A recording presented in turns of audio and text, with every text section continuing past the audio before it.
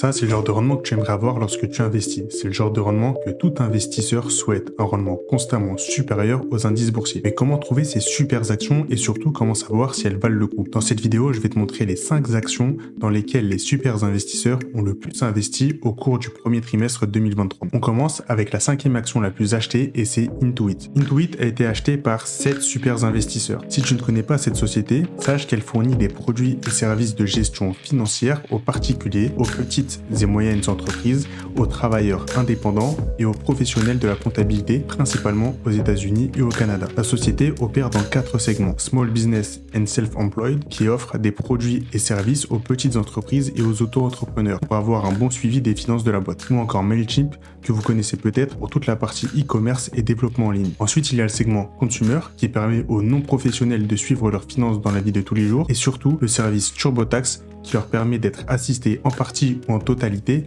pour réaliser leur déclaration d'impôt. Ensuite, il y a les segments Credit Karma et ProConnect. Mais pour cela, je vous laisse vous renseigner de votre côté si vous voulez en savoir plus sur ces segments, car ce sont les moins importants. Le business model est très intéressant et semble détenir un monopole, ce qui est un point extrêmement positif. La société croît à une vitesse importante. Croissance des revenus de plus 25% sur 2021, puis plus 32% sur 2022. La marge d'exploitation qui continue de croître elle aussi, plus 15% d'augmentation de 2020 à 2021 et plus 3% de 2021 à 2022. Une décélération due à la hausse des coûts que l'on peut voir juste ici, passant de 7,1 à 10,1 milliards de dollars. Mais pas de quoi s'inquiéter. Son segment le plus lucratif, Small Business and Self-Employed, a généré 6,5 milliards de dollars en 2022 et représente 51% des revenus totaux d'Intuit. Il y a le segment Consumer qui a généré 3,9 milliards de dollars et représente 31% du chiffre d'affaires total, soit 82% des revenus d'Intuit sont générés par ces deux segments seulement. De manière générale, Intuit est très impressionnant et semble avoir des fondamentaux solides. On peut voir le chiffre d'affaires augmenter constamment chaque année, idem pour le résultat net qui montre le bon management de la société et le bon contrôle des coûts. Si on regarde au niveau de la balance, on se rend compte que la dette à long terme a considérablement augmenté en 2022. La question est donc pour quelle raison?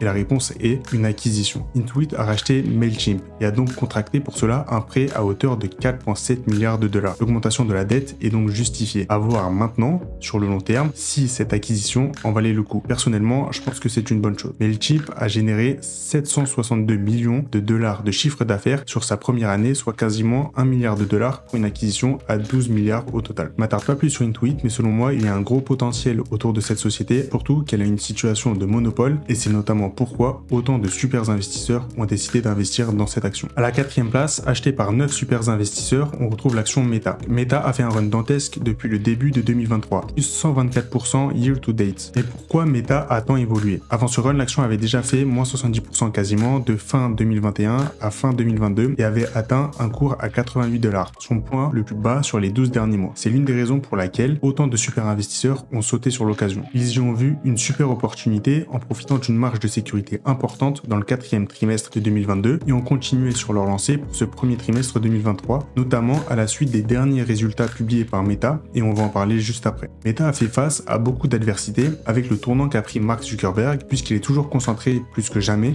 sur le métaverse et notamment son casque AR VR. Ce business model requiert beaucoup de capital et demande beaucoup de cash pour mener ses projets à bien. Par exemple, sur les derniers résultats montrés par Meta, on se rend compte ici, pour les coûts liés aux recherches et développement, qu'ils sont passés de 7,7 milliards de dollars à 9,3 milliards de dollars, soit une croissance des dépenses de plus de 22% sur ce secteur, et ceci concerne uniquement un seul trimestre. Ensuite, en regardant les résultats de manière annuelle pour avoir une vue plus globale depuis le changement de business model, on se rend compte que le CAPEX a augmenté considérablement. Sur l'année 2022, les dépenses de capital sont passées de 18,6 milliards à 31,4 milliards de dollars. Dans le même temps, le free cash flow de la société est passé de 38,4 milliards à 18,4 milliards de dollars. Beaucoup d'argent dépensé pour un projet qui a encore plusieurs années devant lui avant d'être mis en place correctement. S'ajoutant à cela des revenus qui diminue et une marge d'exploitation qui se fait manger par les coûts, passant de 40% en 2021 à 25% en 2022, moins 15% de marge. C'est donc en partie pour toutes ces raisons que l'action avait chuté entre 2021 et 2022. Mais en 2023, l'action fait plus 124%. La première raison est, comme je l'ai dit au départ, l'action qui avait fait une chute de 70%, donc une grosse opportunité s'était créée pour les plus optimistes envers Meta. Et le fait d'injecter autant d'argent dans une action contribue logiquement à l'augmentation de sa valeur et crée un momentum pour tous les autres investisseurs et pseudo-investisseurs qui suivent le pas. Et la deuxième deuxième raison est le free cash flow de Meta qui croît de nouveau après avoir été quasiment nul au troisième trimestre 2022, passant alors de 337 millions seulement à 5,5 milliards puis 7,1 milliards de dollars. De quoi redonner confiance aux investisseurs. De plus, afin de réduire les coûts et de mieux se préparer aux conditions macroéconomiques futures incertaines, l'entreprise a décidé de licencier des milliers d'employés. 10 000 pour être exact en mars, après avoir déjà licencié 11 000 employés en novembre, le but étant selon Mark Zuckerberg de réduire les coûts en vue de l'instabilité économique qui pourrait se poursuivre pendant de nombreuses années. Si tu veux comprendre plus en détail l'action Meta, je te renvoie sur ma dernière vidéo où j'explique bien plus en profondeur les résultats de Meta et notamment ceux d'autres actions. On passe maintenant à la prochaine action et donc à la troisième place des actions les plus achetées par les super investisseurs, on retrouve Microsoft. Microsoft a été acheté par 9 super investisseurs.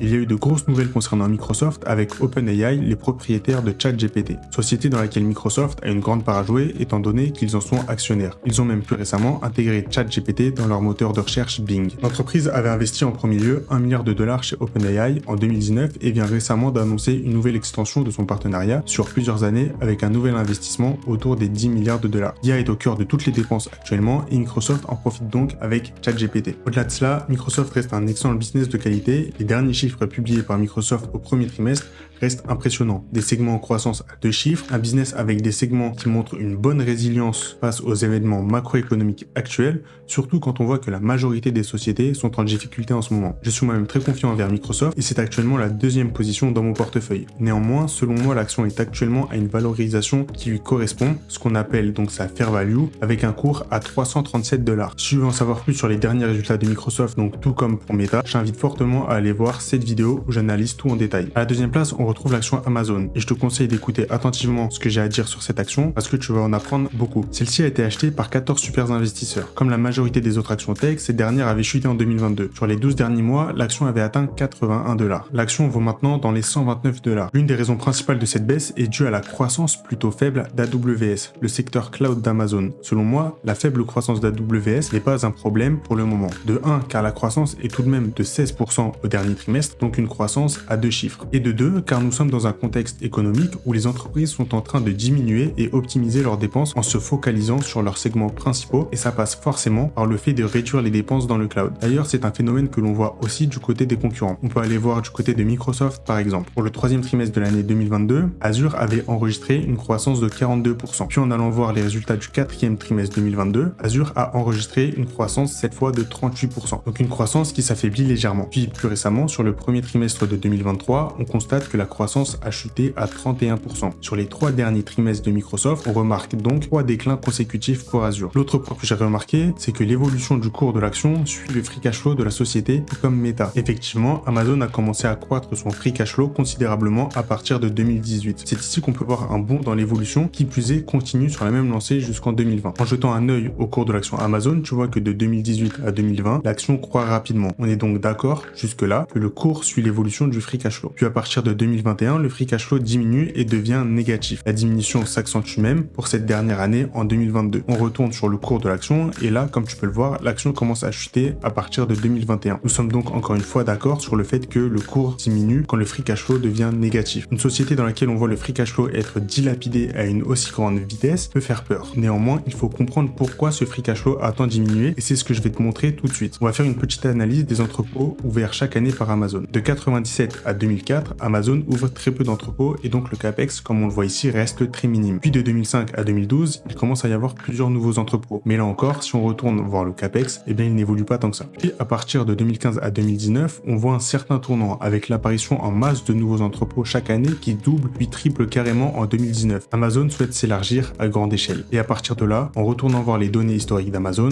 on peut y voir une vraie croissance des dépenses de capital. Quelques milliards au départ à quasiment 20 milliards en 2019. Et enfin de 2019 à 2020, Amazon fait un gigantesque pas et ouvre un peu plus du triple d'entrepôts. En 2019, la société avait ouvert 87 entrepôts, puis 2020, 299 nouveaux entrepôts. C'est ce qu'on voit apparaître dans les dépenses de capital encore une fois. Tu peux voir ici qu'on passe de 16 milliards à 40 milliards de capex, quasiment 3 fois plus en l'espace de 12 mois. Amazon réalise des investissements sur le long terme et le cours qui suit le free cash flow à court terme ne représente pas du tout la valeur de l'action sur le long terme. Voilà ce qu'il en est donc pour Amazon et je pense que l'action a encore de très belles années devant elle. Enfin, on passe à l'action numéro 1, celle dans laquelle les investisseurs ont le plus investi dans ce dernier trimestre. Mais juste avant, si tu apprécies ce que je fais, je t'invite à liker la vidéo et surtout à t'abonner pour rester au courant des prochaines vidéos si tu tu souhaites avoir un portefeuille solide dans les années à venir. À la première place, on retrouve l'action Google. Il existe deux types de classes dans cette action, la classe A et la classe C. La principale différence entre ces deux classes d'actions est que la classe C n'offre pas de droit de vote lors des assemblées pour les actionnaires. Cependant, cela n'a pas de gros impact sur la valeur de l'action. L'action a été achetée par 14 et 12 super investisseurs,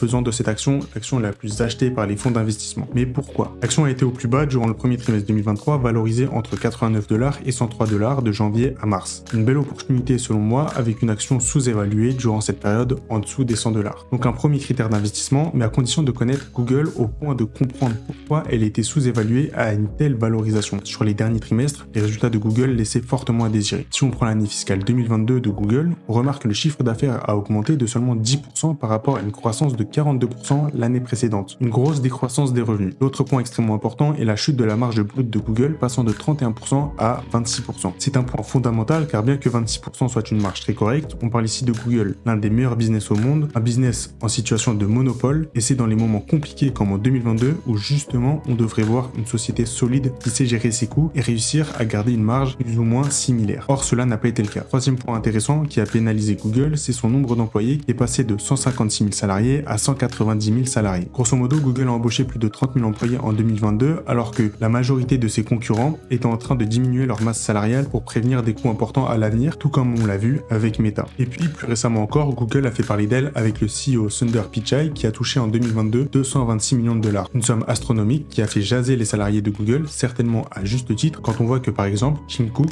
lui, a réduit son salaire de 40% pour 2022. Voici certaines des raisons pour lesquelles l'action Google a chuté au point d'avoir été, selon moi, et très certainement par les super investisseurs, considérée comme sous-évaluée durant l'année 2022 et le début de l'année 2023. Néanmoins, lors de la publication des résultats du premier trimestre 2023, Google a démontré une belle performance sur un point en particulier, le secteur cloud. Le secteur cloud de Google a pour la première fois montré un résultat positif, c'est-à-dire que le secteur cloud se met enfin à générer des bénéfices, 191 millions de dollars par rapport au trimestre précédent où le segment générait des pertes à moins 706 millions de dollars. Ça a été l'un des éléments clés pour la performance de l'action Google en 2023. De plus, on peut constater notamment que le free cash flow, indicateur extrêmement important, s'est vu croître grâce aux dépenses de capital, ce qu'on appelle CAPEX juste ici, et qui était un point important sur Amazon, qui est passé donc pour Google de 9,7 milliards de dollars à 6,2 milliards de dollars, moins 3,5 milliards de dépenses qui a permis à Google de générer plus de cash flow. Google reste un business incroyable, un business en situation de monopole total, et les points négatifs cités plus tôt